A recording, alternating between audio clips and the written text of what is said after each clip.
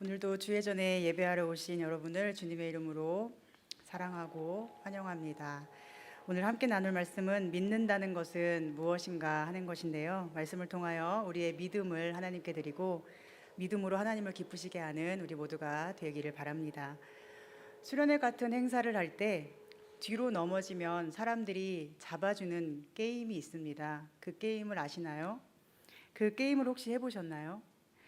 나를 둘러싼 이 사람들이 내가 뒤로 넘어질 때 반드시 잡아주고 받쳐주고 다치지 않게 해줄 거야 라는 믿음이 있어야만 무서워하지 않고 뒤로 넘어질 수 있겠죠. 만약 믿지 못한다면 절대 눕지 못할 것이고 계속 뒤를 힐끔힐끔 보면서 누울까 말까를 주저하게 될 것입니다.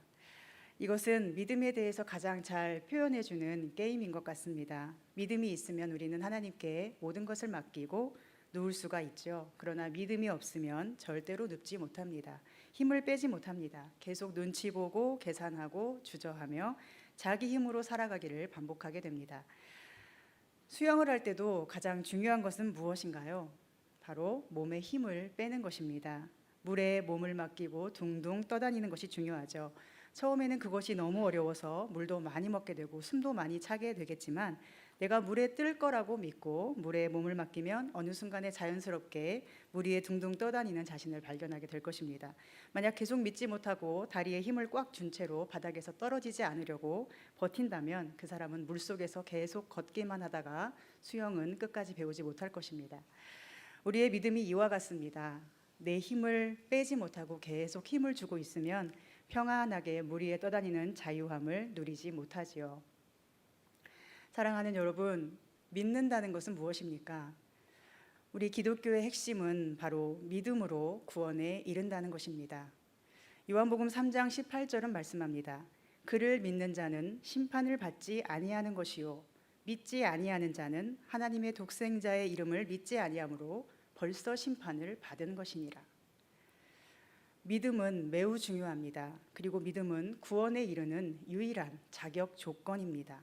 그런데 그 믿음은 그리 쉬운 것이 아닙니다. 내가 믿는다라고 말하고 생각한다고 해서 진짜 믿는 것은 아닐 경우가 많기 때문입니다. 믿지 않기 때문에 내일을 염려하고 걱정하는 것 아닙니까? 모든 것을 아시는 하나님을 믿지 못하기 때문에 우리 앞에 닥치는 상황 속에서 절망하고 분노하는 것 아니겠습니까? 믿음이 얼마나 어려운 것인지 예수님의 제자였던 도마는 부활하신 예수님을 믿지 못했습니다. 내가 두 눈으로 그분을 직접 보지 않고서는 그 못자국에 손가락을 넣어보지 않고서는 믿을 수가 없다고 말했습니다. 그런데 주님은 그에게 오셔서 도마야, 내 못자국에 손을 넣어봐. 내 옆구리 창자국에 너의 손을 넣어서 만져봐. 그렇게 만져보고서라도 나를 믿는 자가 되어라. 너의 두 눈으로 똑똑히 보고서라도 너의 손가락을 꼭 넣어보고서라도 그 어떤 방법을 통해서라도 너는 꼭 나를 믿는 자가 되어라. 믿음 없는 자가 되지 말고 믿는 자가 되어라 말씀하셨습니다. 왜냐하면 믿는 자가 되어야만 구원에 이르기 때문이죠. 믿음이 없다면, 믿지 못한다면 주님을 만났다 해도 아무 소용이 없습니다. 마지막 날에 모든 것을 심판하실 하나님께서 우리에게 요구하시는 것은 다른 것이 아닌 믿음입니다.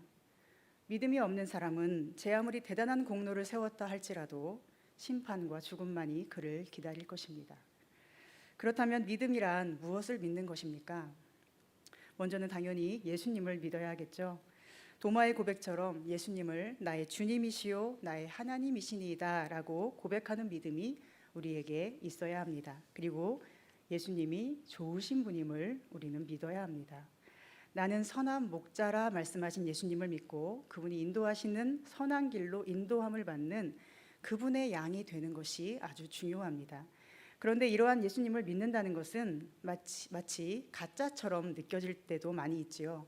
보이지 않는 예수님, 보이지 않는 하나님, 만져지지도 않는 예수님, 내가 추울 때 안아주지도 않고 배고플 때 밥을 사주지도 않고 친구가 필요할 때 차 한 잔 함께 할 수도 없는 예수님인데 어떻게 그런 예수님을 믿을 수 있는가 하는 것입니다.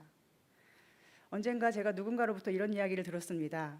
목사님은 하나님만 안다고 말하는데 집에 가면 그 하나님이 저녁밥 차려주나요? 그냥 농담처럼 한 말이겠지만 그 말이 잠시 제 마음을 아프게 했습니다. 왜냐하면 그게 사실이기 때문입니다.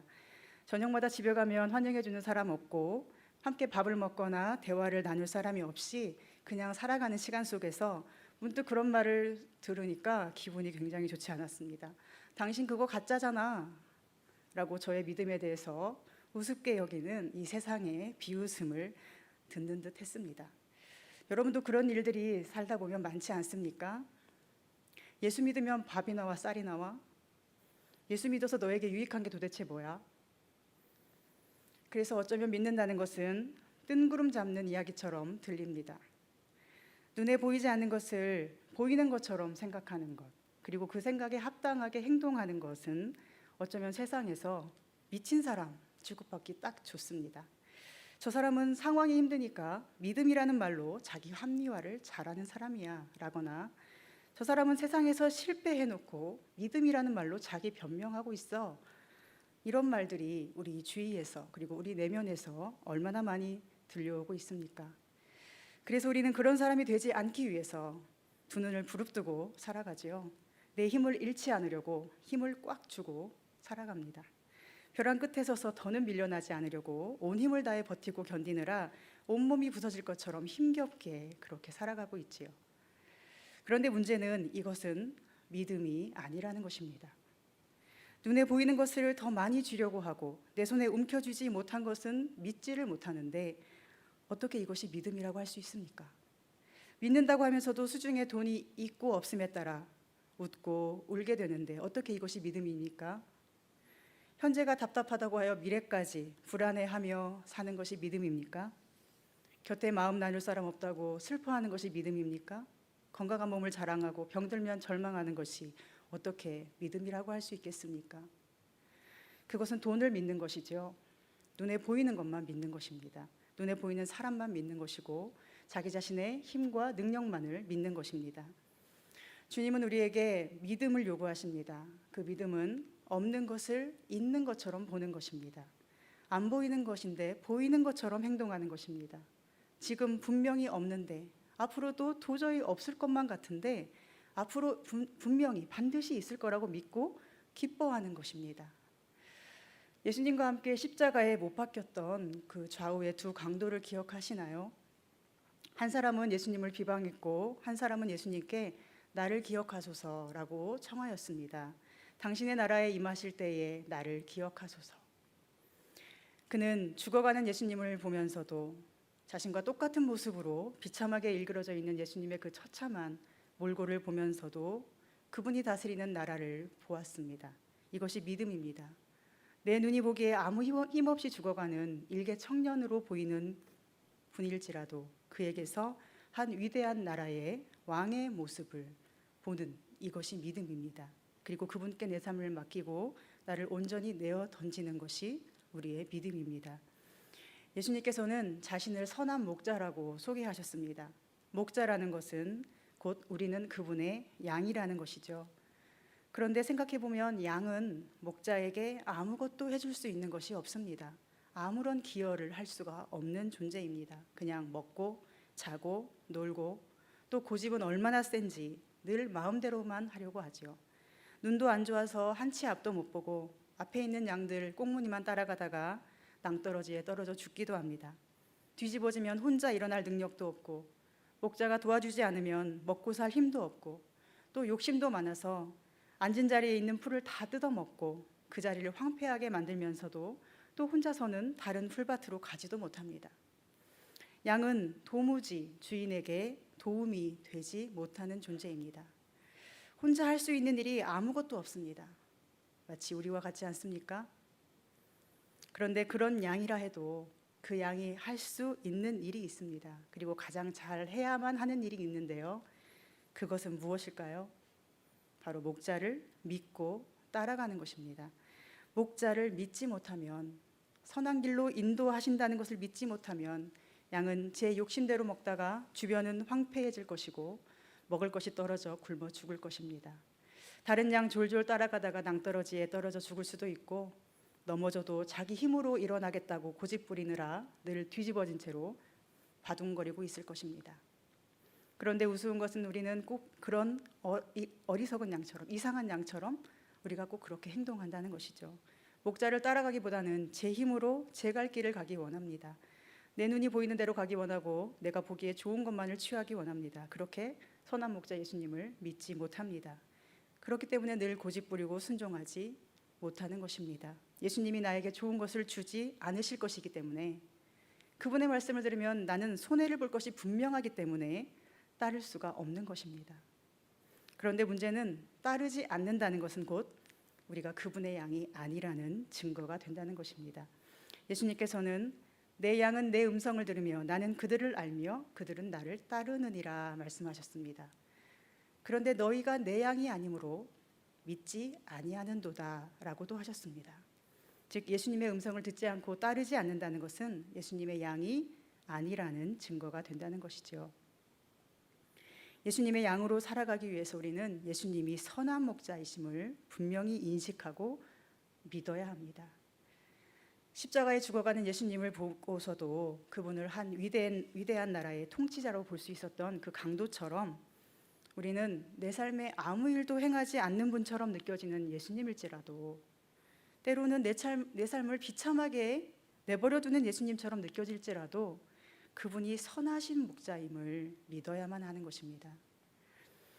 예수님께서 길을 가시다가 한 여인을 만났습니다. 그 여인은 귀신 들린 딸을 둔 수로보닉의 여인이었습니다.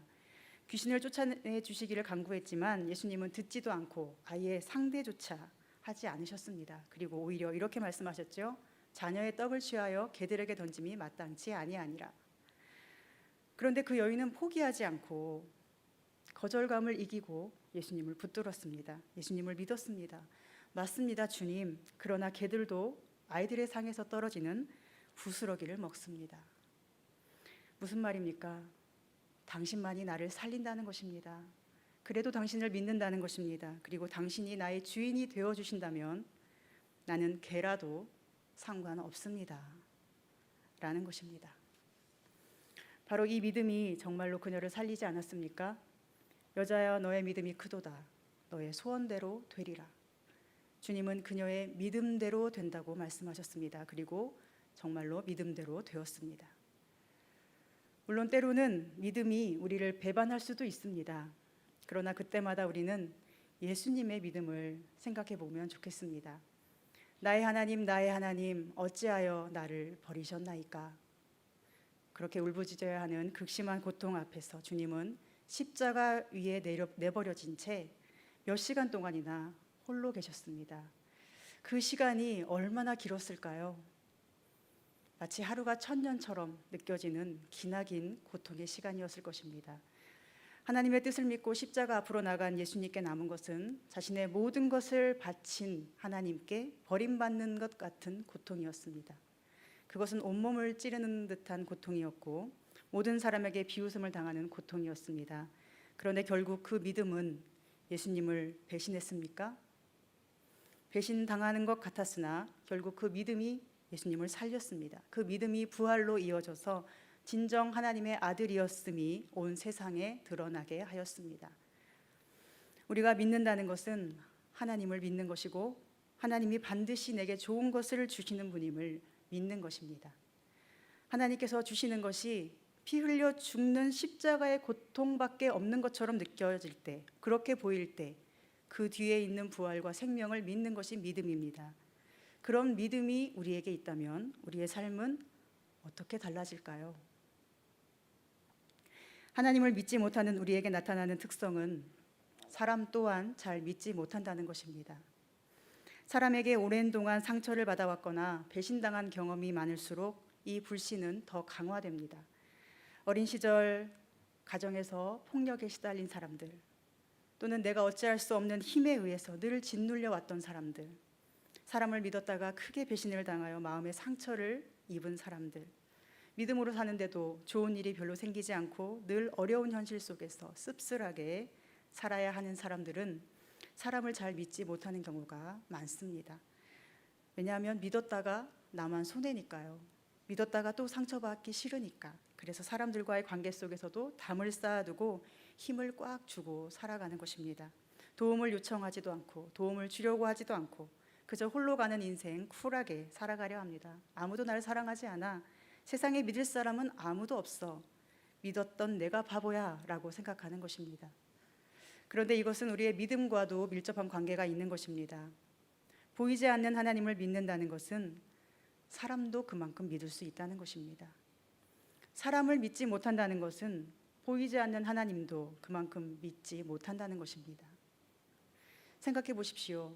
사람을 못 믿는데, 눈에 보이고 손에 잡히는 사람도 못 믿는 사람이 어떻게 눈에 보이지도 않고 잡히지도 않고 밥을 차려주시지도 않는 하나님을 믿을 수가 있겠습니까? 우리는 믿음을 현실에서 증명하는 능력을 가져야 하는데, 그것은 바로 하나님께서 나에게 주신 사람들을 믿는 것입니다. 주변에 있는 사람들을 볼 때 그들이 때로는 나를 공격할 수도 있고 미워할 수도 있고 칭찬할 수도 있고 웃어줄 수도 있습니다. 뒤에서 욕할 수도 있고 하는 일마다 걸고 넘어질 수도 있고 무슨 말만 하면 비웃을 수도 있고 내가 도움을 청할 때 외면할 수도 있습니다. 그런데 그런 사람들이라 할지라도 그들을 하나님이 내게 보내신 사람이라고 믿을 수 있다면 어떨까요? 그 사람들이 나를 죽이려고 모여든 사람들이 아니라 나를 살리려고 하나님이 내게 맡기신 사람이라고 믿는다면, 그들이 나를 돕기 위해 존재하는 사람들이라고 믿는 믿음이 있다면 우리 삶은 어떻게 달라지겠습니까? 물론 믿지 못할 수 있습니다. 또 상처받거나 괴롭기 싫어서 안 믿고 마음 안 주고 살 수도 있죠. 그러나 그러한 삶은 우리를 세상 천지 혼자 존재하는 불쌍한 존재가 되게 할 뿐입니다. 곁에 있는 사람들을 모두 적으로 규정하고 그들에게 사랑을 주지도 않고 사랑을 받지도 않고 홀로 자기 힘으로 살아가는 사람이 어떻게 행복할 수 있겠습니까?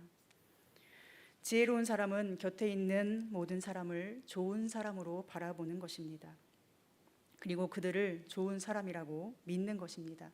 내게 도움을 주려고 다가온 사람이라고, 하나님이 보내신 소중한 사람이라고 믿어주는 것입니다. 그 믿음이 우리를 감사하게 만들고 여유 있게 만들고 웃음 짓게 만듭니다. 내 주변의 모든 사람이 나를 위해 존재한다고 믿는 이 믿음은 우리를 홀로 떨게 만드는 것이 아니라 더불어 함께 살아가며 즐거워할 수 있는 힘을 주는 것입니다. 물론 배신당할 수 있죠. 예수님께서 가룟 유다를 믿어주셨는데도 그는 끝내 예수님을 팔아 넘기지 않았습니까? 예수님께서 베드로를 믿어주셨는데도 그는 비겁하게 3번이나 예수님을 부인하지 않았습니까? 우리의 믿음은 언제든 배신당할 수 있는 것입니다. 그러나 예수님께서 끝까지 믿어주셨을 때 도망쳤던 베드로에게도 다시 찾아가셔서 아침밥을 차려주시고 양을 먹이라고 분부하시며 끝까지 그를 믿어주셨을 때 비로소 그에게 변화가 일어났음을 우리는 알고 있습니다. 사람을 변화시키는 것은 언제나 믿음입니다. 우리를 적대시하고 공격하려는 사람이라 할지라도 내가 그 사람을 끝까지 믿어줄 수 있다면, 내 등에 칼을 꽂으려고 달려온 사람이라 할지라도 내가 칼에 맞아가면서도 그를 믿고 품는 마음으로 있을 수 있다면 그 믿음은 그 사람을 변화시킬 것입니다. 그러나 아무리 함께 많은 시간을 보내고 밥을 먹고 사랑한다고 많이 말해주어도 마음의 진심으로 그를 믿어주지 않고 늘 그를 의심하고 경계하고 그에게 마음을 주지 못한다면 그 상대방의 마음이 얼마나 아프고 쓸쓸할까요? 내가 마음을 다주고 사랑을 다해 잘 되기를 바라는 누군가가 늘 나의 마음을 의심하고 오해하고 계속 경계한다면, 여러분이 사랑하는 자녀들이 여러분의 마음을 의심하고 오해한다면 여러분의 마음은 얼마나 아프겠습니까? 하나님께서도 우리가 늘 하나님을 사랑한다고 말하면서도 하나님을 믿지 못하고 늘 의심하고 자신의 삶을 책임지려고 늘 발버둥친다면 그런 우리를 바라보실 때 얼마나 마음이 아프시겠습니까? 예수님께서는 달란트 비유에서 이런 말씀을 해주셨습니다. 5달란트 받은 사람과 2달란트 받은 사람은 착하고 충성된 종이고 1달란트 받아 땅에 감추었던 사람은 악하고 게으른 종이라고 말입니다. 왜 악하고 게으릅니까? 왜 착하고 충성되었습니까? 그들이 일을 잘해서 못해서가 아니고 능력이 많고 적음이 아니고 그들이 주인을 얼마나 믿었는가 하는 것이 핵심입니다.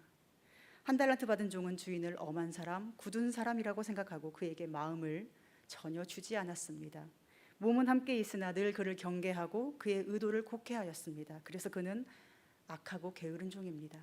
그러나 다른 두 종은 주인을 선한 사람으로 믿었죠.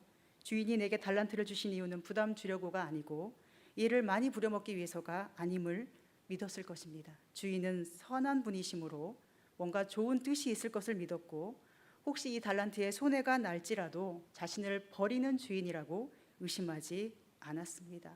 내가 무엇을 하든 나를 사랑하고 믿어주는 주인으로, 그렇게 그들은 주인을 좋은 분으로 믿었습니다. 그래서 그들이 착하고 충성된 종이 되었습니다.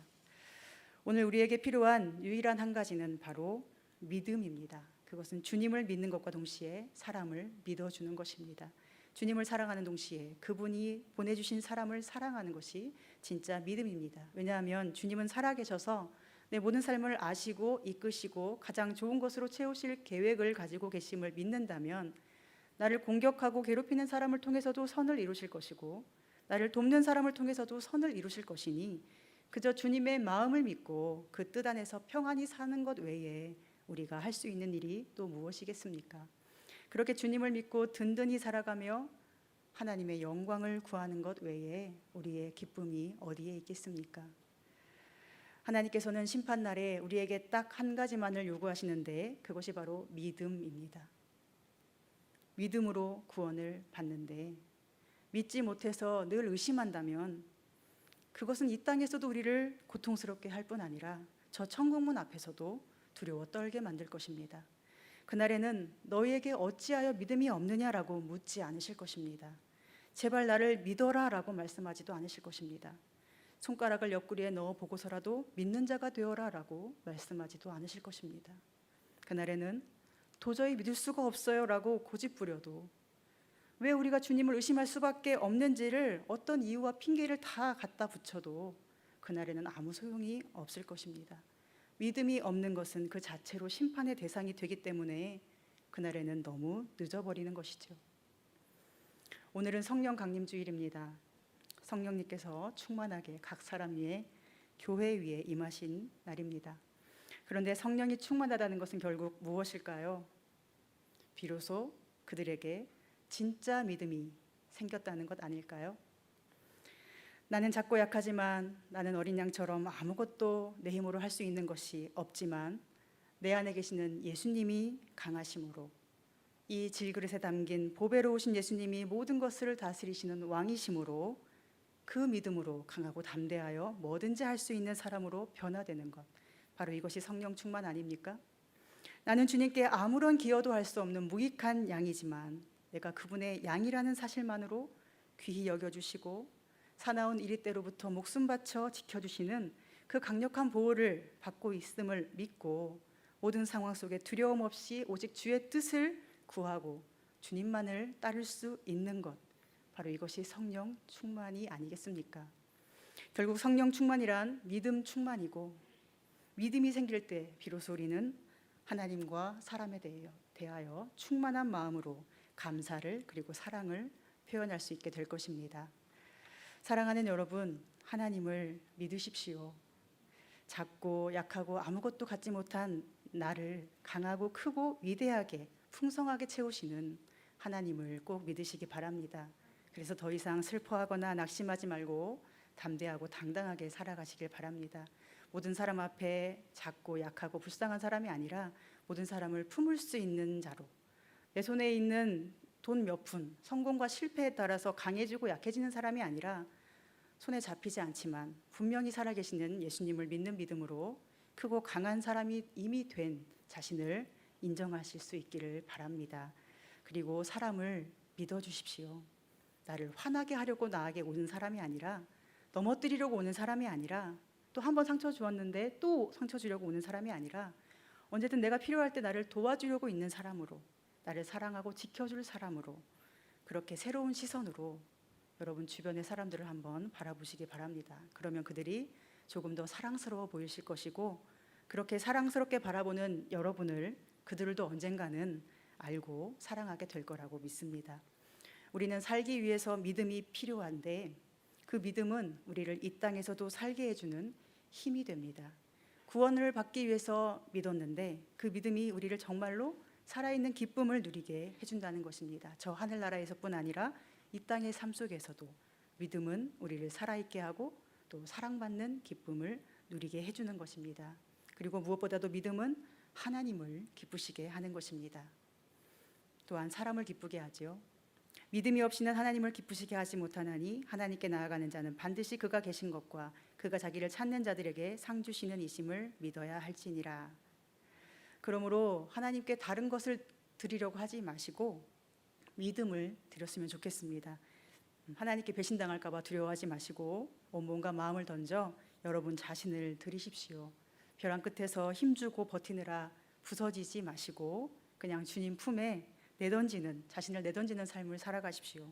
물속에서 힘주고 자기 힘으로 걸으면서 수영하겠다고 하지 마시고 온몸을 내어 맡기고 물 흐르는 대로 헤엄치는 그런 자유한 삶을 살았으면 좋겠습니다. 그렇게 나를 위해 계시는 하나님, 이제까지 나를 위해 모든 것을 이루시고 해주신 하나님을 우리가 믿을 때 우리도 하나님을 위하여, 하나님의 영광을 위하여 우리의 삶을 온전히 내어드리는 진정한 성령 충만의 삶을 살아갈 수 있을 것입니다. 그리고 다른 사람들에게도 다른 것을 주려고 하지 말고 믿음을 주십시오. 나 자신을 선물로 주는 삶을 살아가십시오. 온 마음을 던져서 그를 믿어주시기 바랍니다. 그 믿음은 우리를 배신하지 않을 것입니다. 그리고 혹 배신하더라도 하나님은 살아계시기 때문에 믿음으로 행한 우리에게 반드시 좋은 것으로, 더 좋은 것으로 보상해 주실 것입니다. 하나님은 믿는 자에게 나쁜 것을 주지 않으십니다. 반드시 믿음대로 될 것이며 좋은 길로 인도해 주실 것입니다. 사랑하는 여러분, 하나님은 우리 죄를 용서하시되 기억조차 하지 않으시고 새로운 피조물로 늘 새롭게 바라보신다고 말씀하셨습니다.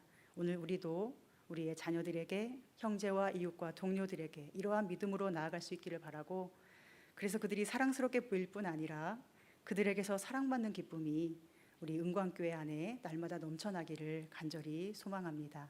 기도하겠습니다. 하나님, 코로나19로 아무것도 예측할 수 없고 또 아무도 믿을 수가 없는 이 상황 속에서 우리는 보이지 않는 하나님을 믿고 또 알 수 없는 사람의 마음을 믿어주는 사람이 되기를 원합니다. 우리의 믿음을 원하시는 주님 앞에 믿음으로 나아가게 해 주시옵소서. 우리가 서로를 하나님의 시선으로 새롭게 바라보며 서로 믿어주고 사랑하는 하나님의 나라를 이루어가게 하여 주시옵소서. 예수님의 이름으로 기도합니다. 아멘.